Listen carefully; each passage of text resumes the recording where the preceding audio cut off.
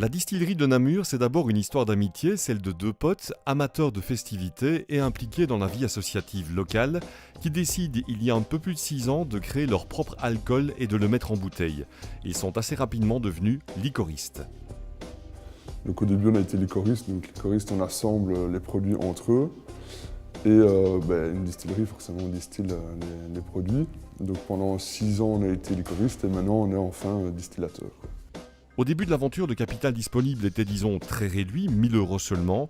Les 6 premières années, chaque euro gagné a été réinvesti jusqu'à pouvoir enfin acheter les précieux et indispensables alambics.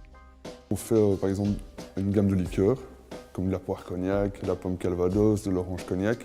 Donc des liqueurs on va dire un peu plus haut de gamme. Là on est en train de sortir un gin, enfin une gamme de gin en fait, dont un vieilli en fût de poire cognac. Et une gamme de rhum. Alors ça c'est un peu exclusif le rhum.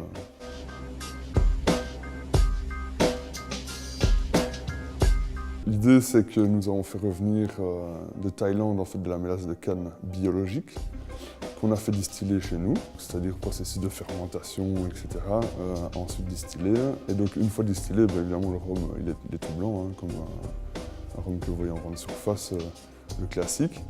Et ensuite, ces rhums en fait, sont plongés en fûts par exemple ici, ce sont des fûts de Bourbon de 10 ans d'âge qu'on a fait revenir du Kentucky. Et donc là, ils vont vieillir pendant, on va dire, de 1 à 12 ans pour certains fûts. On va faire un roulement, on va garder un fût qui va rester 5 ans, un autre fût 7 ans, et puis un autre fût 12 ans.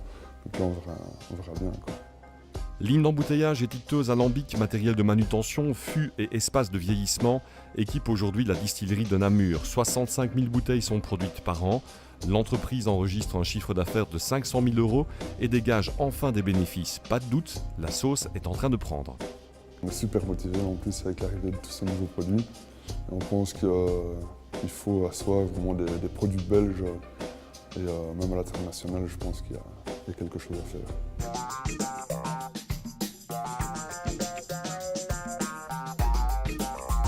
Donc voilà, nous on est surtout basé sur la Wallonie-Bruxelles, parce qu'on n'a pas encore été simplement en Flandre. Au niveau de tout ce qui est épicerie fine, magasins comme des cavistes, etc.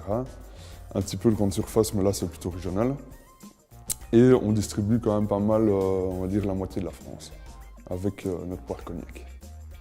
Prochaines étapes, l'ouverture d'un magasin concept, le nom d'un axe fréquenté, et ensuite acheter un terrain. En attendant, la distillerie de Namur vient d'engager une ressource humaine supplémentaire à temps plein. Il y a des signes qui ne trompent pas.